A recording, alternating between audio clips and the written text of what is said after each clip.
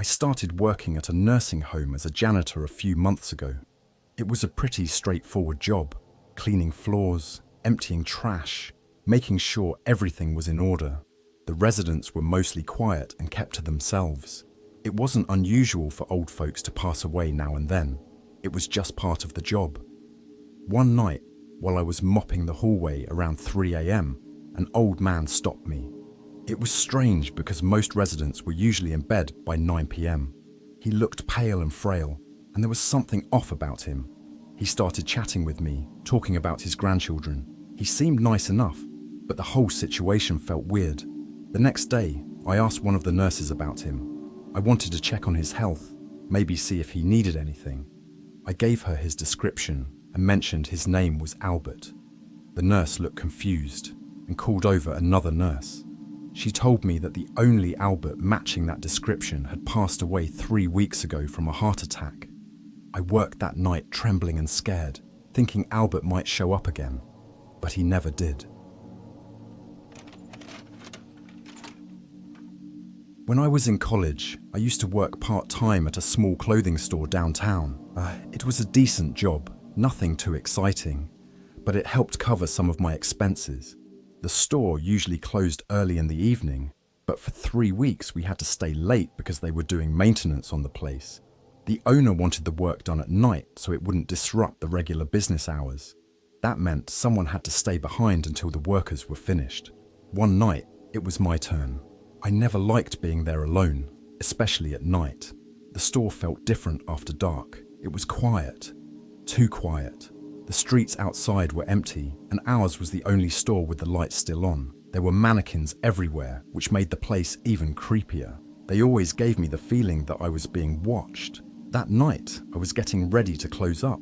The workers had finished for the day, and I just had a few things left to do. I was folding some clothes behind the counter when the store phone rang. It startled me because I wasn't expecting any calls and it was late. I thought it was the owner, maybe checking in on how things were going, so I picked it up without thinking much of it. But it wasn't the owner. It was a man's voice. He said he had a crush on me. That alone was weird. But then he said something that made my blood run cold. He told me he knew I was alone and that he was waiting for me outside. I froze for a second. I didn't know what to think. It was creepy as hell, but part of me thought it had to be a prank. People mess around like that, right? But just to be safe, I walked over to the window and peeked out through the blinds. There was a car parked across the street, close to the store. I couldn't see anyone clearly, but the car was just sitting there. My heart was pounding at that point, and I knew I needed to do something. I didn't feel safe. I grabbed my phone and called my dad. I told him what had happened, and he said he'd be there right away. Then I called the cops. I wasn't going to wait around and see if this guy was serious or just messing with me. It felt like forever before my dad and the police showed up. When they arrived, the car was gone. Whoever had called me had already left. The police checked around but didn't find anything. They said they'd keep an eye on the area, but they never found out who made that call. I never heard from that guy again. After that, I couldn't bring myself to stay at the store alone at night anymore. The owner didn't blame me. My dad came with me for the rest of the late shifts until the maintenance was done. Even with him there, I still felt on edge the whole time. I couldn't shake the feeling that someone was out there watching.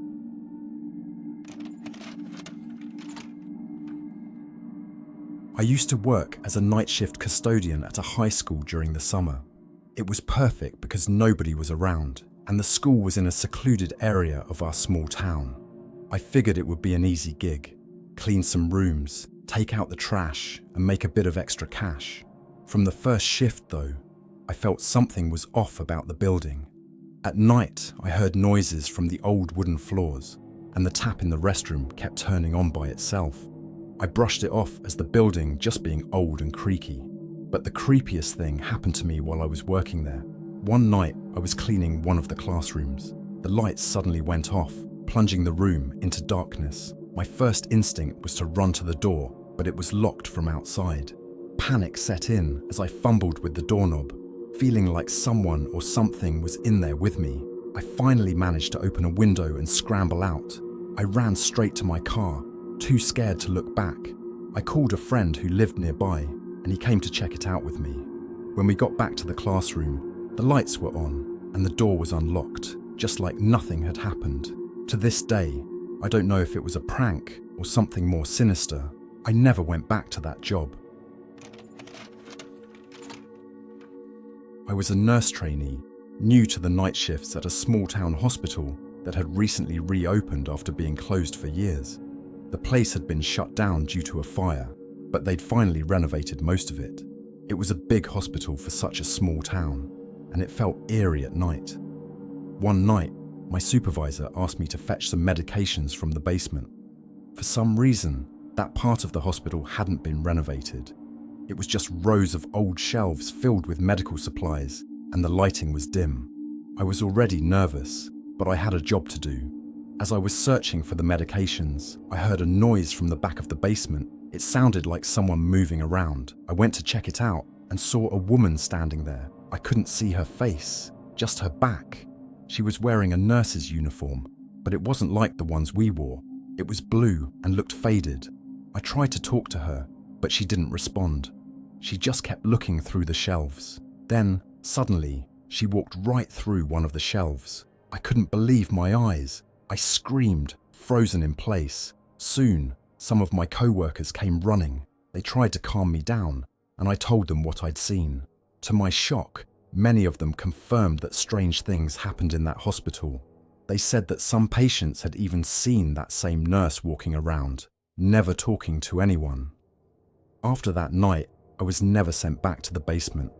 I was relieved when my 1-month training period there ended. It was an experience I'd never forget, but I was glad to leave that hospital behind.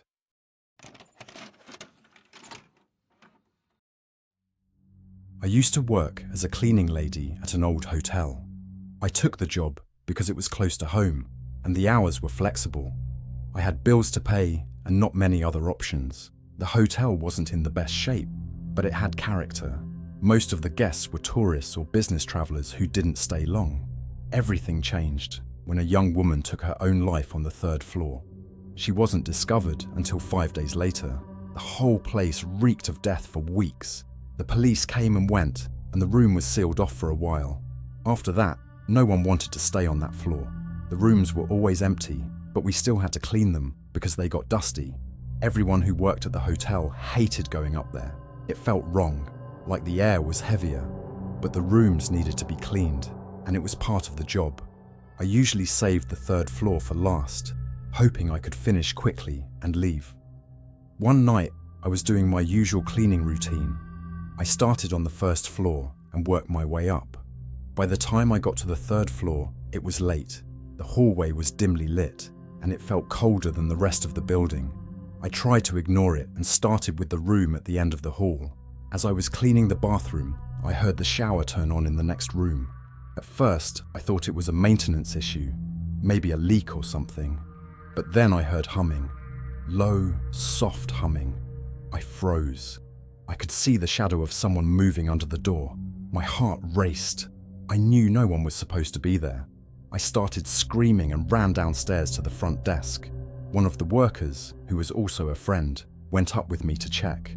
When we got there, the water was still running, but the room was empty. We even checked the security cameras. They showed nothing, only me going about my work. The next morning, my supervisor called me into his office. He was upset. He said I caused a scene and scared the guests. Some of them had cancelled their stays for the next few days. He wanted to dismiss me from the job. I didn't even argue with him. I never wanted to go back to that hotel again. That was the last time I ever stepped foot in that place. To this day, I can't explain what happened. I just know I'll never forget it.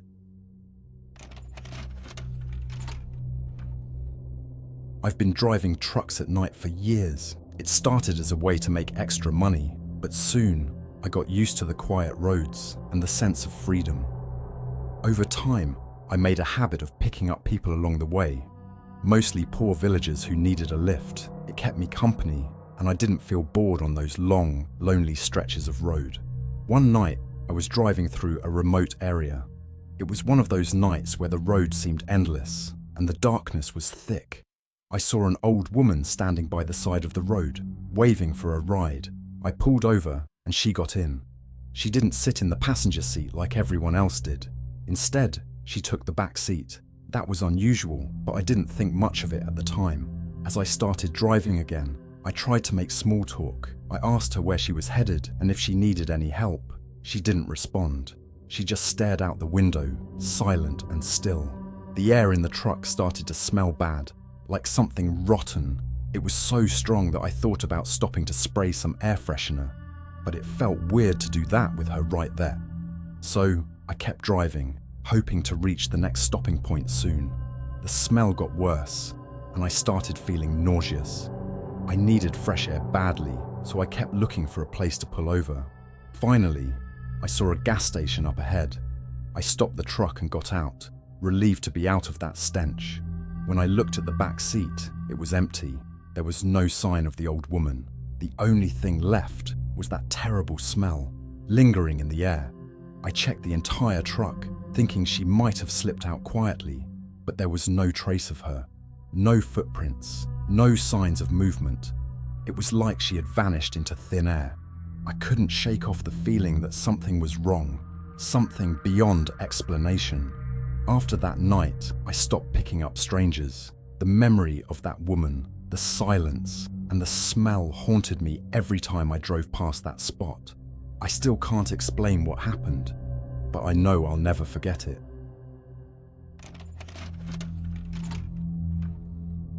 I used to work night shifts as a security guard at this old warehouse out in the boonies. The pay was good, and I needed the money.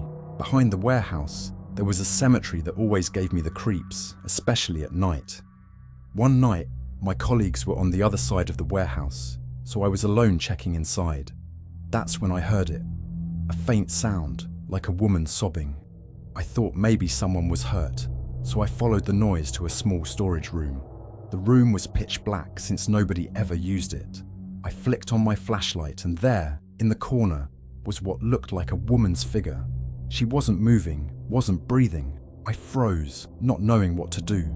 I called the other guards over, and one of them bravely approached her.